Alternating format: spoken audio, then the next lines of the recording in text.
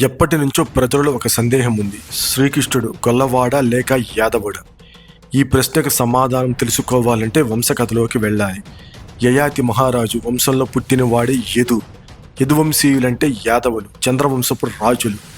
యయాతి శాపం వలన రాజ్యాధికారాన్ని కోల్పోయారు. ఆ వంశంలోనే వాసుదేవుడు పుట్టాడు.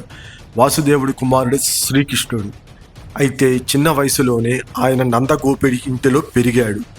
గోపబాలలతో ఆటలాడి వారి జీవితంలో మమేకమయ్యాడు. దీనివల్ల ప్రజలు ఆయనను గొల్లవాడిని పిలిచారు. కానీ ఆయన రక్తంలో యదువంశపు రాజవంశ గౌరవం కలిగి ఉంది. కంసవధ తర్వాత కూడా ఆయన స్వయంగా సింహాసనాన్ని అధిరోహించలేదు. ఉగ్రసేనుడనే రాజుగా కూర్చోపెట్టి తాను పక్కన ఉండి రాజ్యకార్యాలు నడిపాడు. కాబట్టి కృష్ణుడు వంశానుగతంగా యాదవుడు, జీవనశైలిలో గొల్లవాడు. అందుకే ఆయనను రెండు అంటారు.